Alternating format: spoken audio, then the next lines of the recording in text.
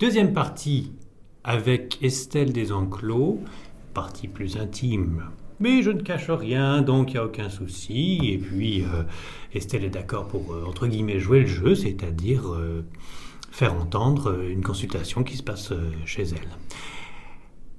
Donc, on vous écoute, et surtout moi, je vous écoute. Vous êtes tout oui. Donc, votre prénom? Yann Eric. E-R-I-C-K à la fin. Votre signe? Oui, mon signe est Sagittaire. Comme moi, excellent signe. Déjà, vous commencez très bien votre consultation. Ascendant? Je dois être Capricorne. Ok. Alors, je vous explique déjà comment je procède pour que ça soit clair pour vous. Moi, je travaille uniquement médiumité, donc pour faire simple, j'entends une voix dans la tête qui m'indique des choses pour vous, positives comme négatives, que je vous transmets. Je vous dis donc ce que je vois, et après, je remets pour un ordre chronologique l'ordre des événements. Première chose qui me saute à la tête, point de vue santé, il va falloir surveiller de près les voies digestives. Parce que moi, vous aurez des dissonances au niveau de tout ce qui est la vésicule biliaire. Si ce n'est déjà le cas, puisque c'est une fragilité, en fin de compte, vous avez une grande émotivité, ce qui fait d'ailleurs votre talent artistique. Mais cette émotivité, vous prenez tout, je veux dire, pour argent comptant, sous vos airs un peu débonnaires, je veux dire, très sensible et très émotif. Donc, tout ce qui est les voies digestives est mon point de sensibilité de l'organisme. Donc, à surveiller tout ce qui est le côté acide, à éviter tout ce qui est acide, parce que vous aurez des problèmes et ça serait très étonnant point de vue santé, je plante sur le sujet. Donc, à surveiller de près. Ouais. Ça, et donc, je veux dire... Rien d'acide, c'est-à-dire pas de vinaigre. Bon, on évite tout ce qui est vinaigre, tout ce qui est moutarde, tout ce qui est jus de citron, ça veut dire ulcère, jus d'orange. Ça veut dire ulcère. Ça ne veut pas dire ulcère, ça veut dire que vous avez une vésicule biliaire qui va être capricieuse en vieillissant, et c'est-à-dire tout ce qui sera en apport acide pourra vous poser problème, c'est-à-dire des remontées gastriques, des douleurs au niveau de la vésicule biliaire. Ah oui. Pas le foie, pas les intestins. Alors, d'un autre côté, automatiquement, la vésicule biliaire est en dissonance, je veux dire, par voie de conséquence, ça amènera des problèmes au niveau foie, au niveau automatiquement intestin. Je veux dire, mais donc à surveiller, c'est votre point stratégique. Je note, donc ça démarre fort. Mais ça commence par, voilà, ça ne fait pas que du bon non plus. Dans le côté affectif, je veux dire complémentaire, tout en étant différent par rapport à votre femme. Deux tempéraments complètement aux antipodes. Ce qui fait que je pense que c'est quelqu'un qui vous pose dans la personnalité, parce que vous êtes un créatif, un imaginatif, et elle est nettement plus cartésienne et plus terrestre. Moi, c'est ce qui me sort. Ça vous parle, ce que je vous dis ou pas du tout? Je vous écoute, j'ai pas l'impression. Non, je vous écoute.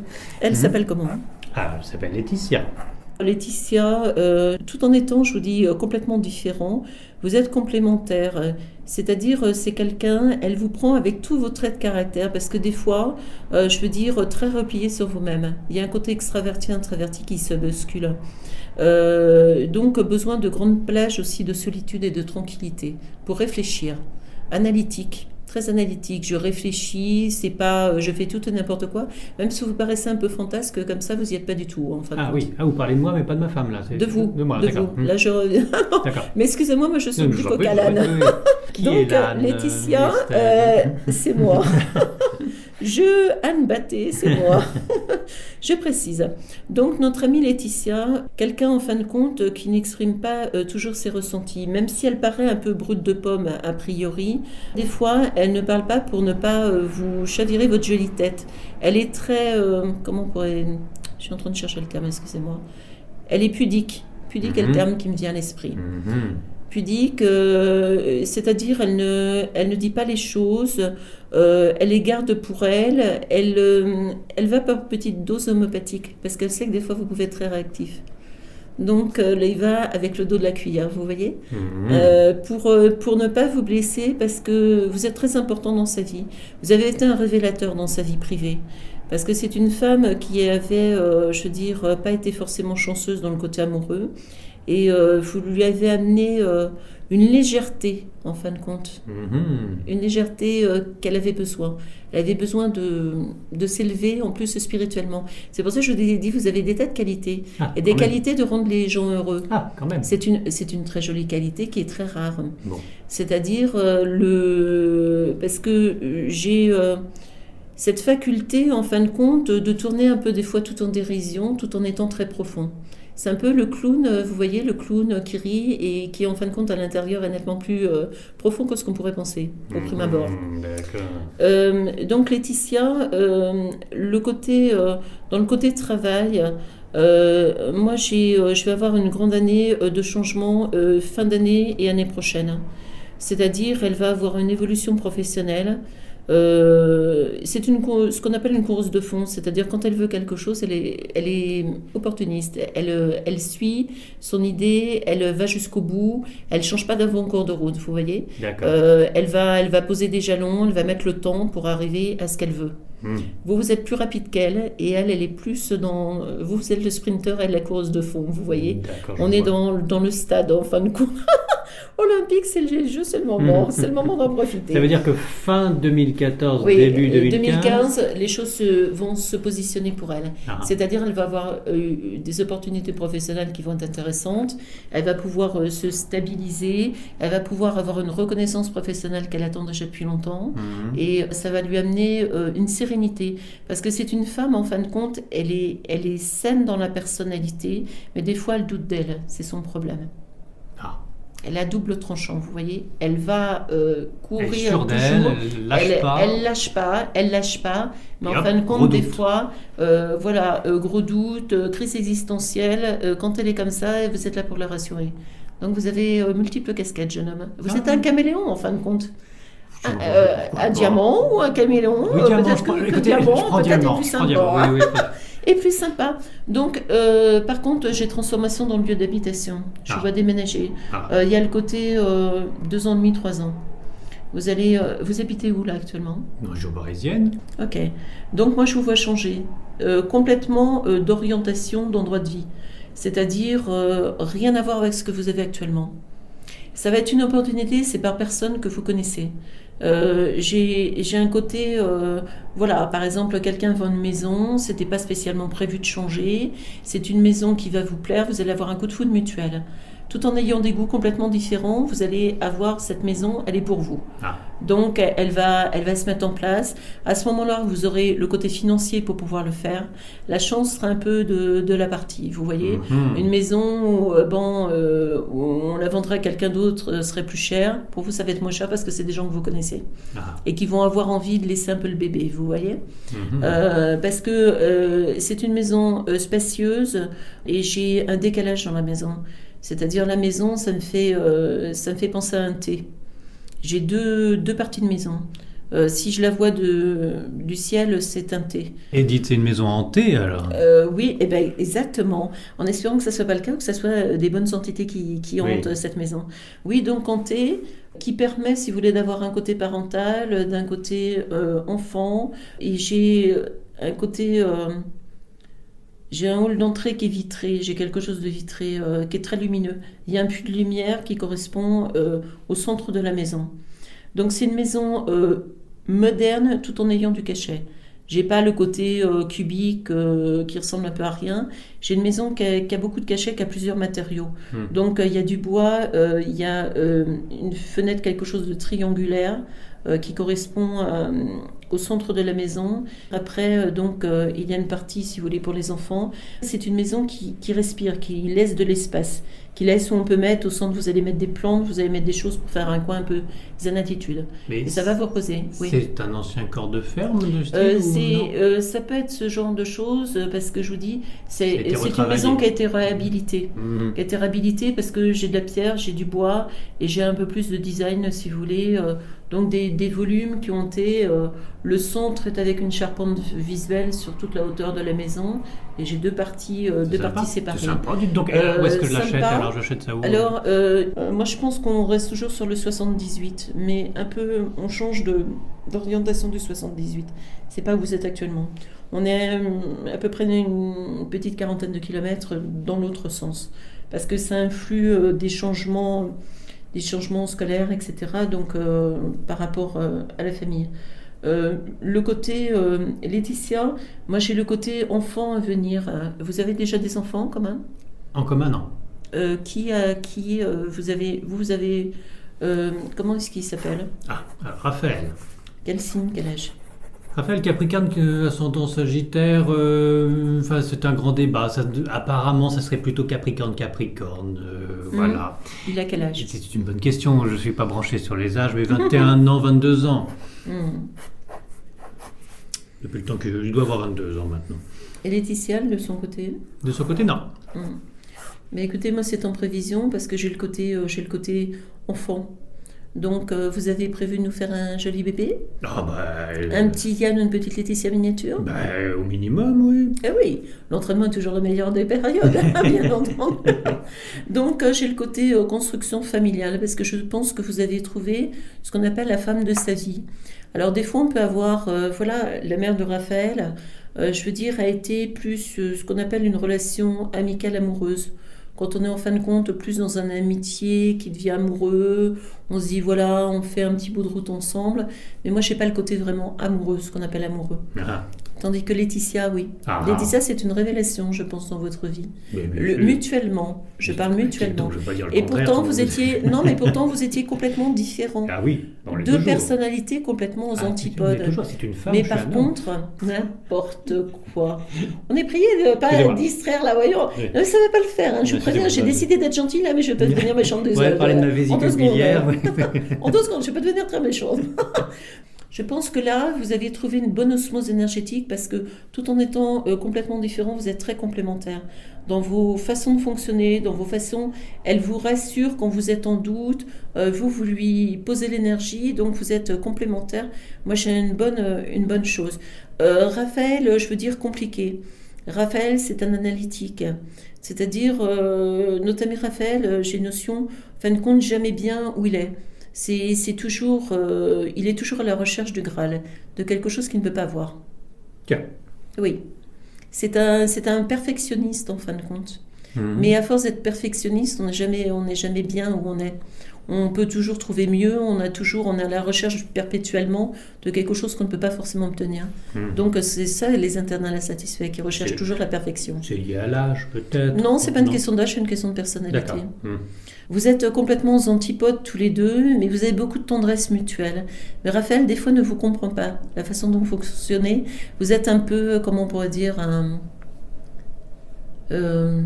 extraterrestre. Peut-être pas un extraterrestre, mais il comprend pas vos réactions. Vous n'êtes jamais quand il l'attend. Vous voyez, vous êtes toujours en décalage, en fin de compte. Il y a un TGV, un tortillère de campagne. On arrive à la même gare, mais jamais en même temps.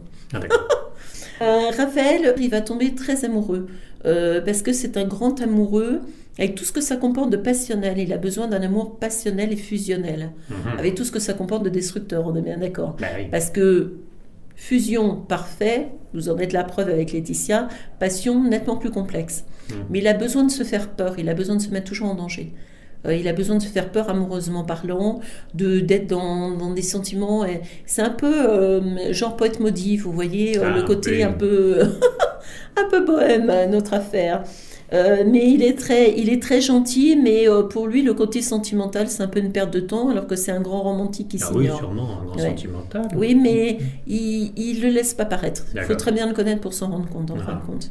Ça vous parle, ce que je vous dis? Mais tout à fait. Est-ce que j'ai l'air de dormir dans la pénombre? Non.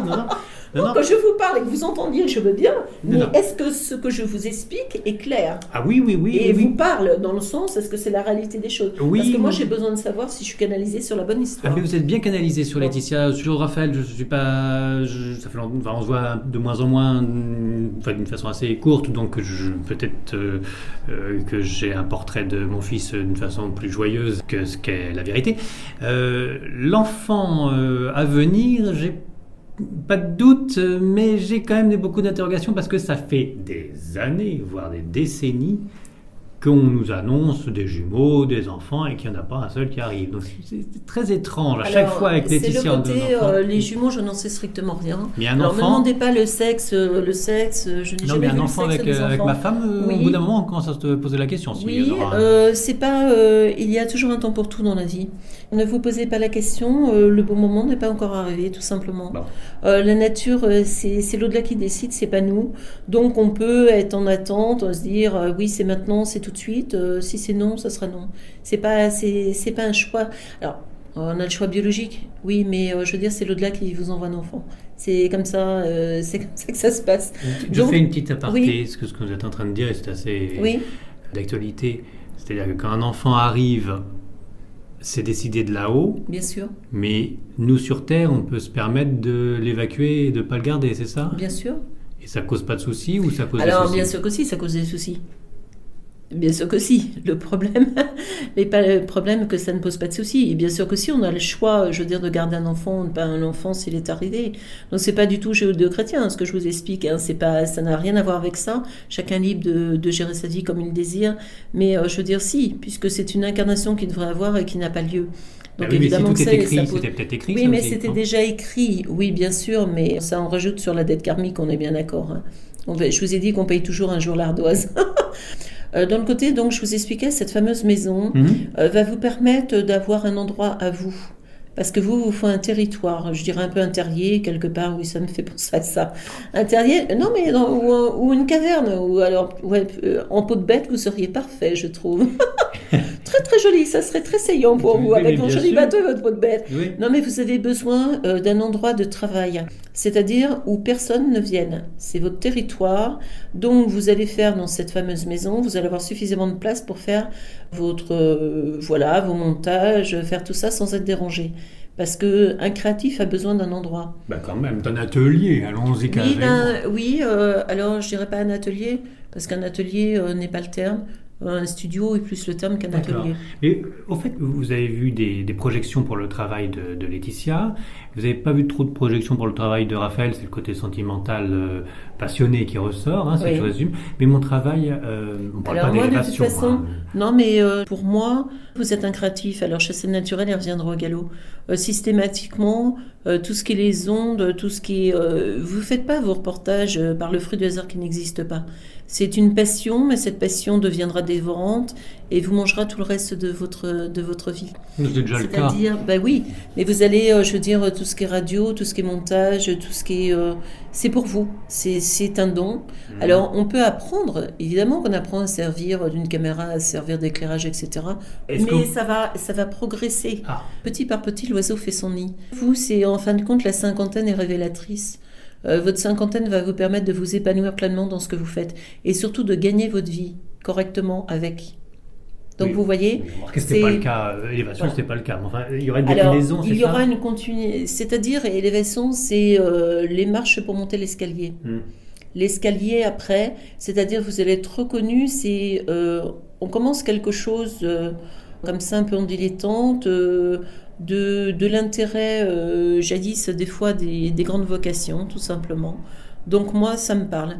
Estelle Desenclos, vous ne me dites pas ça pour me faire plaisir Alors, je ne fais jamais de voyance de complaisance pour une bonne et simple raison, c'est que la voyance est là pour éclairer. D'accord. La voyance n'est pas là pour remonter le moral des troupes. Donc, je résume, c'est que je continue dans ce sens-là. Voilà, vous êtes sur la bonne voie, aux bons endroits, au bon moment, et les bonnes personnes vont se croiser. En fin de compte, quand on dit le côté chanceux, c'est la chance primaire n'existe pas, c'est le côté les bonnes rencontres au bon moment. C'est-à-dire, c'est quand l'au-delà vous amène, vous avez besoin de quelqu'un qui vous mette un peu le pied à l'étrier, vous rencontrez la bonne personne par voie de conséquence. Je pense que les pièces de votre boîte de puzzle sont en train de se mettre en place. Et Laetitia était la première pièce du boîtier. Ça a été, c'est quelque chose, je vous dis, c'est un élément clé dans votre vie, cette femme. Vous l'avez rencontrée comment ? Ah, mais ça, c'est toute une histoire. Ah oui, justement, j'écoute. C'est toute une histoire excessivement personnelle quand j'avais dit que chacun son tour. Je suis désolée, moi j'ai dit beaucoup de personnel. Donc à votre tour, jeune homme, vous avez pris ça comment ? Comme un cadeau de l'au-delà. Bien vu, exactement. Alors, un cadeau de l'au-delà, non, mais en tout cas comme une mission de l'au-delà à une certaine période qui était assez intense effectivement, j'ai demandé à ce qu'on m'aide et qu'on me guide pour que ça marche ou pas. Et c'est toujours, je dis, une petite prière bien faite ne peut jamais nuire à l'individu. Ah oui, là, c'est même action. Hein. C'était Action-réaction, on appelle. Réaction. Alors, preuve est faite que vous voyez bien que quelque part vous avez un don de communiquer avec l'au-delà. Pourquoi est-ce que on vous aurait écouté et qu'on n'écoute pas forcément les autres? Expliquez-moi. Oui, mais c'est pas systématique. Excusez-moi, c'est pas très scientifique. Ça y est, Thérèse. On n'est pas dans le scientifique, on est dans l'ésotérisme. Oui, mais l'expérience n'est pas reconductible systématiquement. Voilà. Elle est reconductible. Je pense que si, quand on y met la foi. Mais je vous ai dit la foi qui vient des tripes. Mais j'ai déjà mal au ventre avec votre vésicule biliaire. Je suis désolée. Votre vésicule biliaire, elle va c'est un peu de côté. Parce que voilà, cette maison que je vous explique, ça va être un concours de circonstances, je vous ai dit, qui vient de dessus. D'accord. Donc tout est lié, calé, je veux dire, déjà. parce qu'on va vous amener la bonne maison au bon endroit pour pouvoir avoir votre future vie familiale avec Laetitia. On va vous amener la place pour avoir vos studios, pour pouvoir être créatif. On va vous amener ce qu'on appelle un peu la maison du bonheur, quelque part c'est ça, c'est d'être au bon endroit avec la bonne personne. Est-ce que vous voyez du monde dans cette maison, genre lieu de, non pas studio de télé, mais lieu de conférence où on... Oui, je vous ai dit, vous avez une place, il va y avoir de la place. Vous avez besoin de place pour vous épanouir. De place dans le sens littéral du terme. Est-ce que vous voyez du public? Enfin, je vous dirige un petit peu sur la voyance. Non, c'est pas... Non, alors, du public, c'est-à-dire... c'est ce que vous avez envie, vous, c'est de faire, faire un lieu, si vous voulez, de... Comment on pourrait dire? Un lieu d'expression, voilà, un lieu d'expression. Où on reçoit des gens, où des gens viennent faire style des conférences, où il y a toutes sortes de personnes, tout horizon complètement différent, très hétéroclite. Vous voyez, comme élévation sur Internet, mais en physique, c'est-à-dire où les gens viennent, discutent, font des conférences. Ça, oui, alors ça, vous ne voyez pas. Pardon. Vous voyez ça ou pas? Non. Pour moi, si, mais ça sera en plusieurs temps. D'abord, il y aura une partie à réhabiliter dans la maison. Elle ne sera pas directement faite, cette maison. Donc, ça sera une partie, si vous voulez, par exemple une grange ou quelque chose à faire en travaux après, à ragrandir. Parce qu'il y a une porte qu'on casse et qui est de la maison d'habitation, une espèce de grange. Ça me fait penser à une grange. Donc, à réhabiliter pour avoir un grand espace, mais en dehors du studio. C'est-à-dire, vous avez votre studio, il y a un système après où on fait une porte, on ouvre une porte. D'accord. Et il y a un grand espace où voilà, on peut faire des conférences. Et au-dessus, j'ai un étage, si vous voulez, ça fait un peu comme une mezzanine. C'est un étage où ça fait, j'ai une balustre au-dessus, où on fait, je veux dire, plus des salons privatifs, des choses comme ça. C'est incroyable toute cette précision de cette maison qui ressort alors que c'est prévu. Alors vous savez, il y a une maison, j'avais fait les dessins d'architecte 30 ans avant d'y habiter. Ah oui, et puis vous avez un beau-frère qui travaille dans l'immobilier. Eh bien non, jeune homme. Une maison très particulière que j'avais dessinée quand j'étais toute jeune. Et cette maison, je l'ai habitée 30 ans plus tard. Ah oui. Alors les maisons, je ne sais pas, les maisons me parlent. J'ai dû être ancienne agent immobilier, certainement. Je ne sais pas, je vois les maisons comme si j'y habitais, quoi. Pourquoi? Je ne sais pas, me demandez pas, j'en sais rien. Enfin, vous verrez bien, c'est une maison, je vous dis, qui est très atypique et très particulière. Bon, très bien. Où il y a de la place, vous avez besoin de place. Oui, et modulable pour des travaux futurs. Modulable pour des travaux futurs et surtout pour ce que vous voulez faire. Très bien. Donc, et dans les Yvelines, alors, vous êtes sûr dans les Yvelines? Eh bien, écoutez, moi, ça peut être limitrophe parce que je vous ai dit, on a une quarantaine de kilomètres. Qu'est-ce que vous avez comme département à côté d'où vous êtes à une quarantaine de kilomètres? Il y a l'Eure. Alors, c'est possible que ça soit l'Eure parce que j'ai limite département. Genre la queue des Yvelines, quoi. Voilà, limite département, parce que c'est une maison, si vous voulez, d'un côté ou de l'autre du département, sera nettement moins cher, vous voyez. Alors, à l'heure d'aujourd'hui, ça paraît complètement utopiste, ce que je vous explique, dans le côté monétaire du terme. Mais je dis toujours qu'à cœur vaillant, rien d'impossible. Tout arrive à qui sait attendre, dans le sens du moment qu'on n'est pas dans des fantasmes. Je veux habiter le château de Versailles, on est bien d'accord. Ah, je suis déçu. Ouais, c'est vraiment bête. Hein, je me serais bien vu, vous me réserviez une petite aile de l'autre. Mais aucun souci. Mais vous avez vu qu'il y a opportunité, donc voilà, l'occasion fait le larron. L'opportunité, parce que je vous dis, cette maison vous est réservée, tout simplement. Il y a des lieux comme ça qui sont tout à fait qui sont appropriées. Pourquoi pour nous, voilà. Mais excusez-moi, Estelle, si cette maison m'est réservée, oui. En ce moment, actuellement, là, au moment où vous discutez avec moi, elle est occupée par des personnes. Bien sûr. Ces pauvres personnes, elles sont contentes d'y être dans cette maison. Ça non, leur est parce qu'à un moment donné, elles n'auront plus envie d'y rester pour plein de raisons différentes. C'est positif pour tout le monde. Donc, c'est des choix. Les gens font des choix de vie.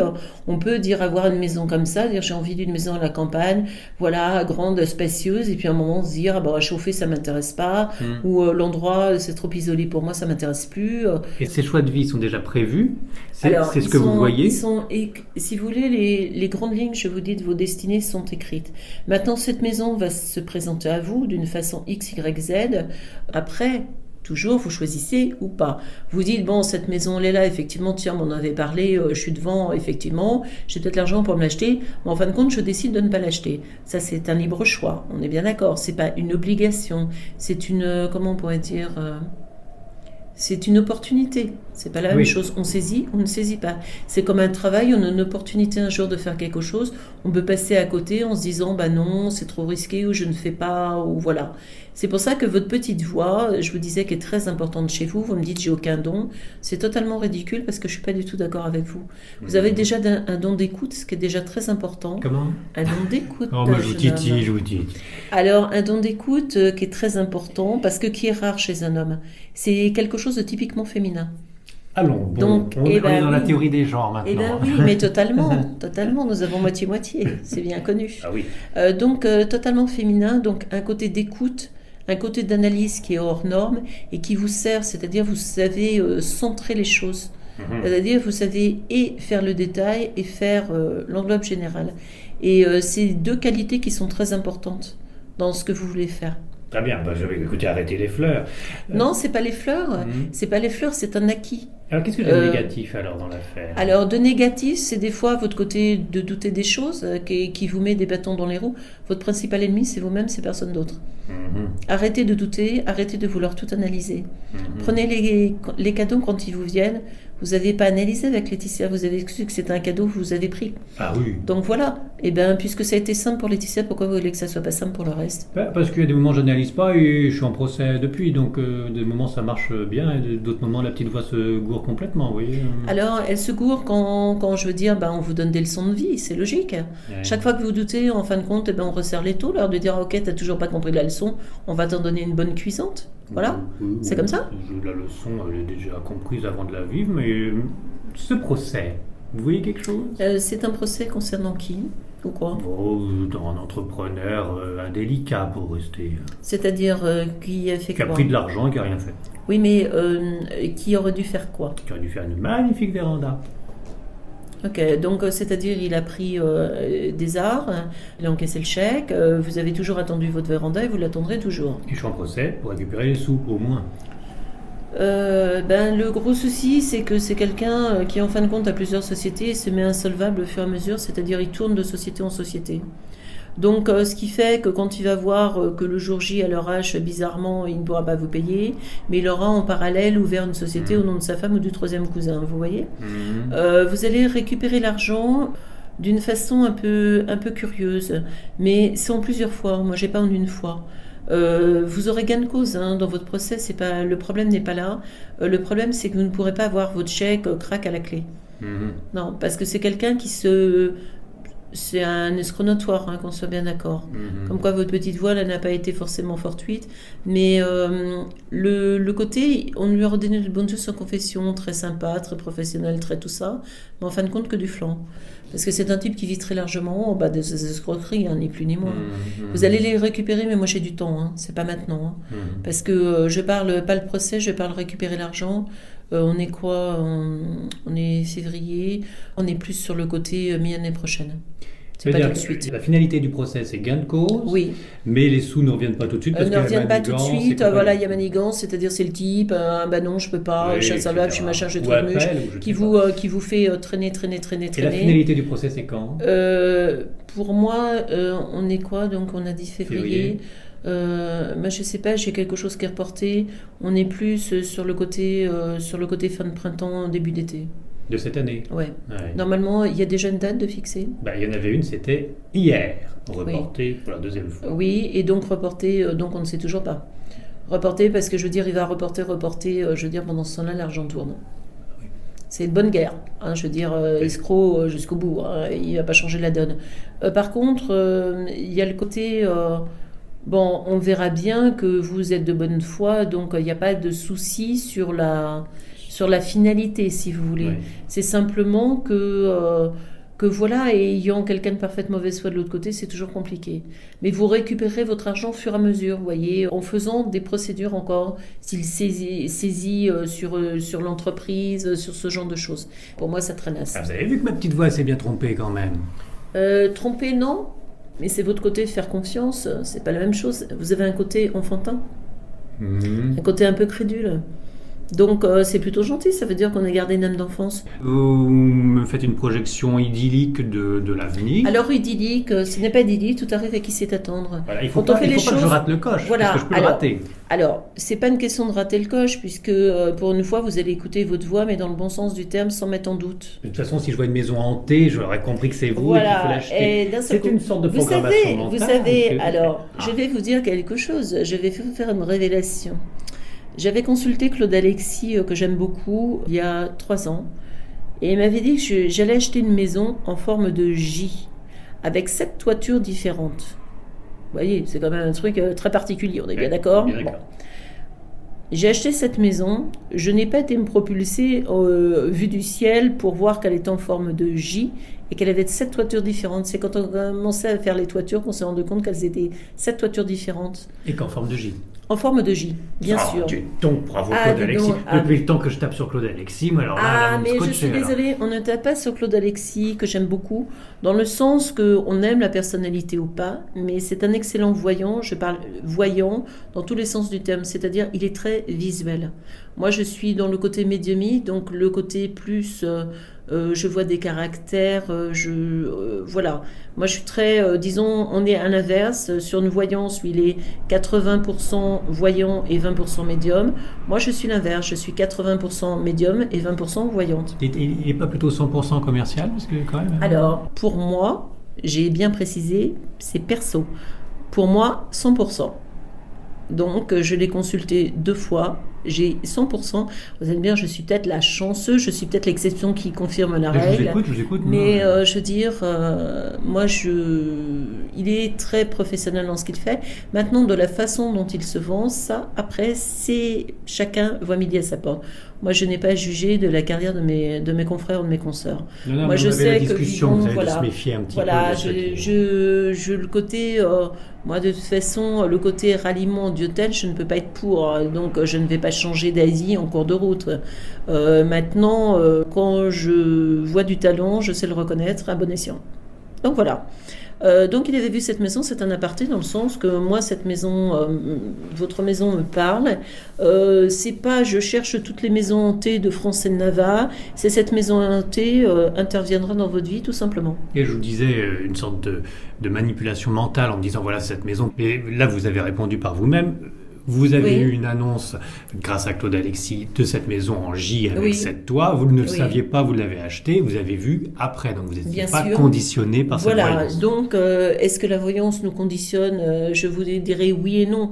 Dans le sens, si je vous dis, enfin moi je ne le fais pas parce que je suis contre le système.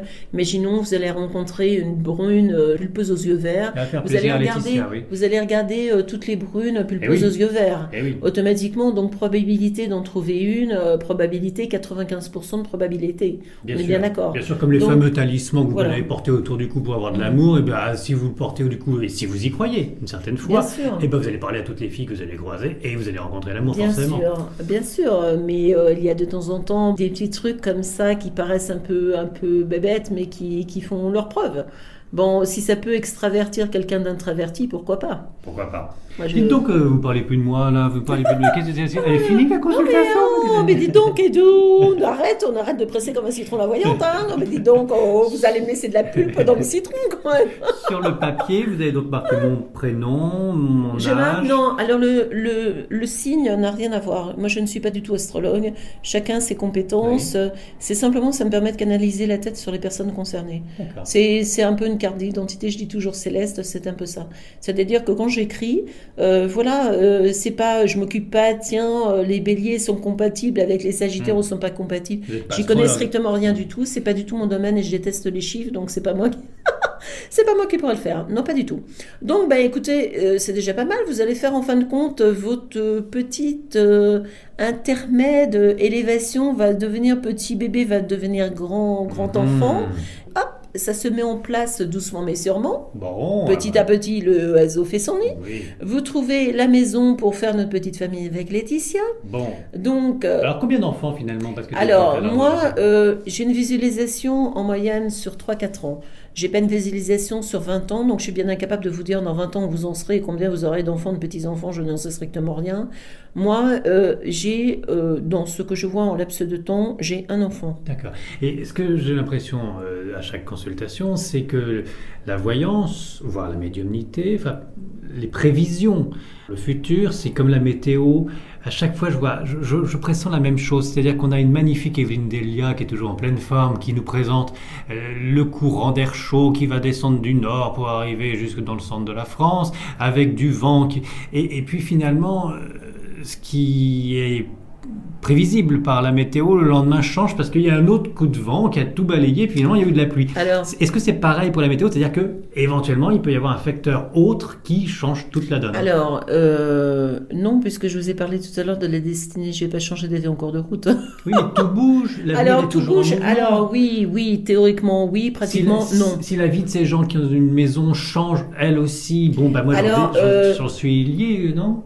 Non. Non. Parce que dans ce cas-là, comment vous voulez qu'on puisse voir? On serait incapable de faire de la voyance si c'était le cas. Si vous avez une prévision sur le futur à ce jour, mais tous les jours, toutes les heures, ça peut changer. Alors, pour moi, évidemment que non. Oui, puis, évidemment que non. Moi, c'est pas du tout comme ça. C'est pas du tout comme ça que je conçois les choses. Comment vous voulez que je fasse des prédictions? Comment vous voulez qu'elles arrivent?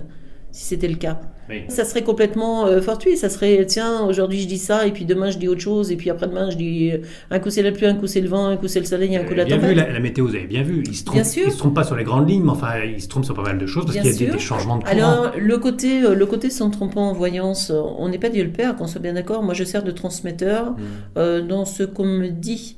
Je n'ai pas de vérification puisque vous voyez bien, j'ai pas de carte de pendule de je ne sais quoi.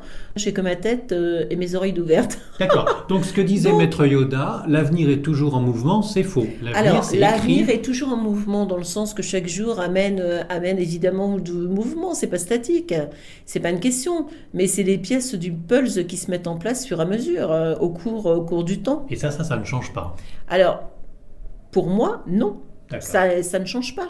Alors ça change ce fameux libre arbitre, oui, on dit on transforme tout, nanana, et je vous dirais non, l'autoroute de la destinée, ce que je vous expliquais tout à l'heure. On y retourne. Au minimum, je verrai cette maison et on me proposera la maison. Alors voilà, maintenant vous prenez pas, moi c'est une maison où vous pourrez bien faire et non seulement le côté professionnel et le côté ludique et le côté familial, avoir de la place pour après retaper votre grange et faire vos conférences qui vous intéressent. Quand on a la chance de trouver le bon endroit au bon moment, à moins d'être le roi des mazos, je veux dire, on laisse pas passer l'opportunité, quoi. Ou très bête, vous savez, ça. Bête, je ne pense pas, parce j'écouterai ma petite voix. Ouais, écoutez-la, parce qu'elle vous parle souvent et ça serait bien que vous l'écoutiez. Ça vous éviterait d'aller voir des confrères et des consoeurs, jeune homme.